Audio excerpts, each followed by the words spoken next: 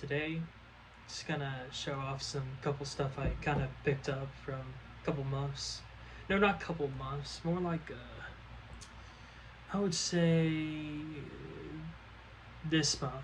It's like a couple stuff I got when I was on vacation. Yeah, a couple stuff I got online too. Here's some graphic novels and well, to be honest, manga's kind of the same thing. But, we got manga too. Like only one, I think. So, and it's Ike on top, so we'll go with that first. So, we got Uzumaki right here, from Junji Ito. Now, I've not really talked about Junji Ito that much on the channel, so let me make it clear. I've not really read Junji Ito that much, but a couple months back when I went and I think it was I went to Barnes & Noble, and I was going to pick up basically some Junji Ito because I got interested. I saw some of his artwork. I remember the first I remember Uzumaki. First episode was pretty good, and then the rest was kind of this is not the only Junji Ito book I got. This is actually a recent one I got. Heck, I still got to read Smashed, but I got Ramina, and man, Ramina was just such a really good story. Like really good. And if you know me, I'm a fan of horror. I mean, I'm a fan of horror movies. I love me some horror video games. Anything kind of related to horror. So I had to pick this up when I saw it.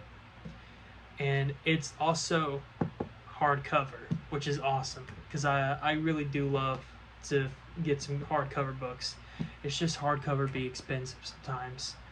And get ridiculously overpriced as soon as it is no longer quote-unquote new.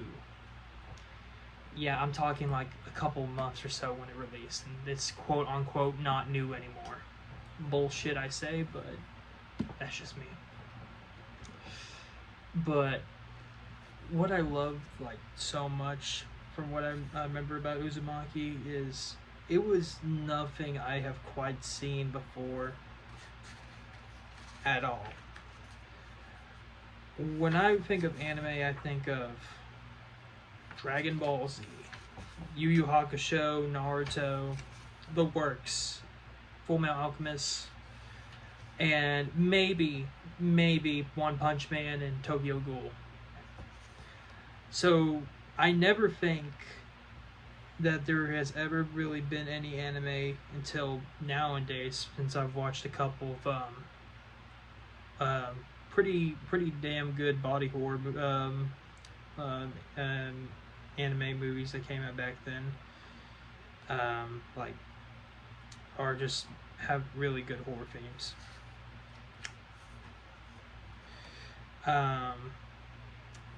So to see something like this and just see really like art that's so detailed and so like creepy looking, it's just really good. Here's a little picture here of the dad of the main character, which that's not the main character. That is definitely one of the characters that will be focused throughout the story, but the main character is not on this page from what I see. But that's the dad, and it's really freaky. It's like a really long story, and I can't wait to really reread it again because it's been quite a while. But that first time I saw Uzumaki, or just anything related to Junji Ito, I just had to read more stories of Junji Ito. It's just good stuff. I don't know what to tell you. Okay, now on to the comics. And the one I have out of all of the ones I've gotten here, have read and currently want to reread again, Old Man Logan. Now, I don't know about you all, but I'm really excited for that new Wolverine game that's going to be coming out next month. I'm definitely ready for that. But I needed some good Wolverine stories, because if you never really put it out there as well, but I really love the X-Men. My favorite things in Marvel, and if you look at my shelf, you could probably tell because they're like on like the top of the shelf. You would know that my three favorite characters are just favorite series in Marvel. It is basically very simple, and it's these three. It's either X-Men, Spider-Man, and the Hulk. Those are my big three right there. And we'll get to Hulk. Don't worry, we'll get to Hulk. But this one right here, man, I just loved it. It's really good. So it's not fully based on the movie, that it's the comic the movie was inspired by. I was trying to get my words and I got a little bit mixed up there. Kind of happens a lot. But this one right here, it's just really good. It's about an old, takes place in like an apocalyptic future, where all the villains, Ultron, Red Skull, Magneto's really not in the story, Kingpin, and surprisingly, Bruce Banner the Hulk, have conquered every country. We're talking every single one, including Red Skull, which they all have their own territory. And this story basically is about Logan in his old age. He's retired. He doesn't really fight anymore. He basically now lives as an old father figure to kids and his wife. But we get Hawkeye at some point, which if I can find him, just to show you. By the way, the art is also really great. I love the art. As soon as this badass shows up right here, old Hawkeye is such a badass dude. He's like so sick. Mentions going on a trip to deliver a package, and what happens from here on is a whole adventure going through every country, every territory to deliver this package. And it's a fun ride. It is just really great. It's bloody as you want a Wolverine comic to be. It's got a great story. It's got a really weird ass decision by the end. I'll keep it real with you. But if you can look past that, it's so badass. It is really sick. And it's not only just a great X-Men story or a Wolverine story, it's a damn great Marvel story. It's some good stuff. And I'm really enjoying my reread on this. Up next, we got Secret Wars. Not the Jonathan Hickman one, which I definitely have on my list to pick up.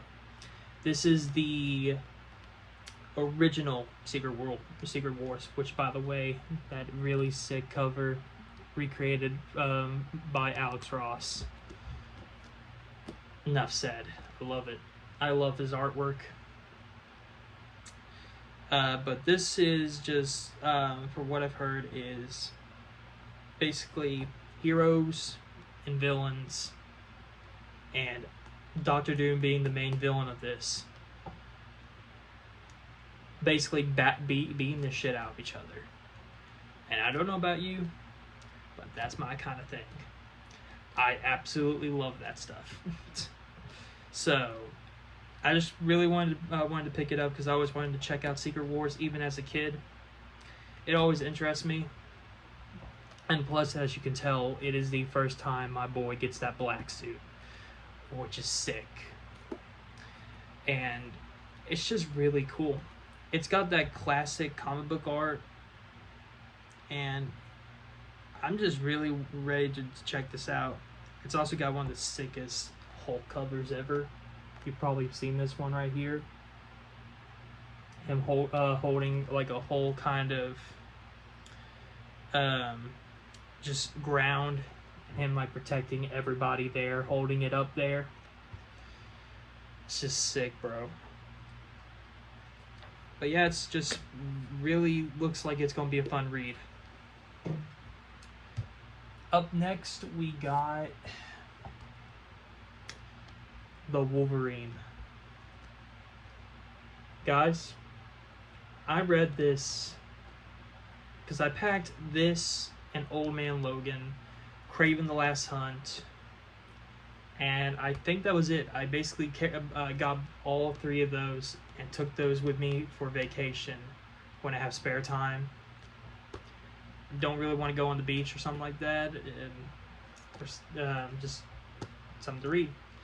I read this during the car ride over there. Wolverine by Chris Claremont and Frank Miller. This is just so good, dude. This is just a great Wolverine story. If you are a fan of Wolverine, like me, you gotta read this.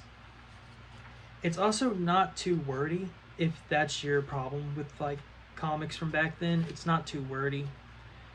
There's definitely sometimes it gets a bit more wordy, but most of the time it's not that bad. It's not that bad. It's also got that really sick, probably my favorite look for Wolverine right there. It is really cool brown and yellow suit, and I stand by it. I even have a figure. I have a figure up there of that look, and I love it. I freaking love it, dude. But yeah, and I really loved how this story takes place in Japan, and it's just showing us Wolverine's like his love for Mariko, which is just really good stuff. In fact, I really wish that they would have focused on her instead of the game really going for Jean, but they just want to push that. They just want to push that, basically. Even though no one's really asking for it. Nobody. Or at least there's nobody I know that's really asking for Wolverine and Jean to get together. But yeah. And then he also fights off the Hand. So if you've seen Brand New Day, that may interest you. Yeah, it's really cool stuff. And it's even got a little bit of bonus issues that show even more of Wolverine and Mariko and their relationship. It even has Rogue in it. Not too big on Rogue's look on this, but hey, it's some good Rogue stories. I love the cover too. These covers, these are like really cool. Enough said. In fact, I'm gonna have to reread this again because of just how good it is. It's that iconic cover right there too. That's another iconic one. I love that cover. It's prime Frank Miller, and it's Chris Claremont, as always, being one of the best X-Men writers. Enough said. If you are a fan of Wolverine, or you just want more Chris Claremont on X-Men, you gotta read this. It's really good stuff.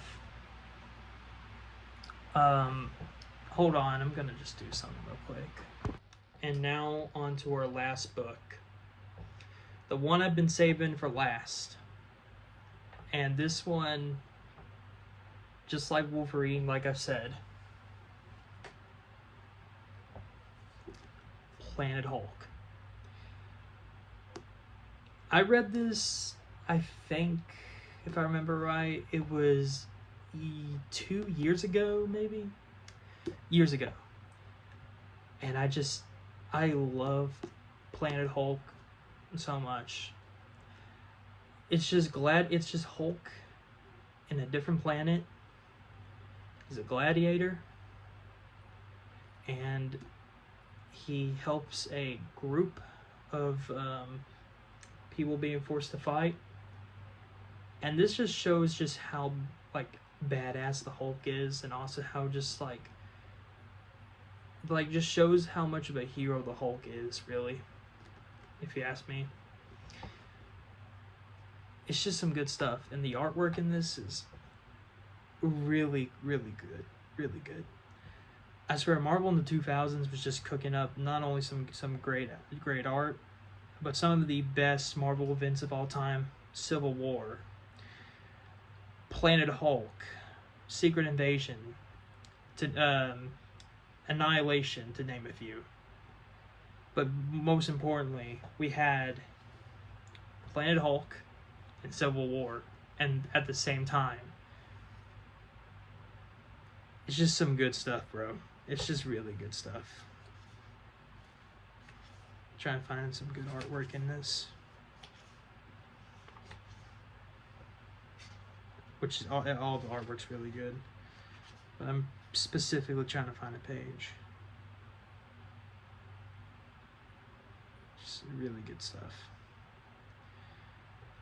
And it's just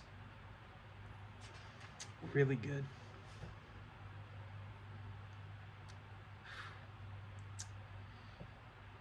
Maybe if I can. Still need to get the sequel to this World War Hulk, where you'll figure out what happens by the end, and you'll get teased for the sequel. There it is. Here's a panel right there when he's fighting all the buggish creatures. And also,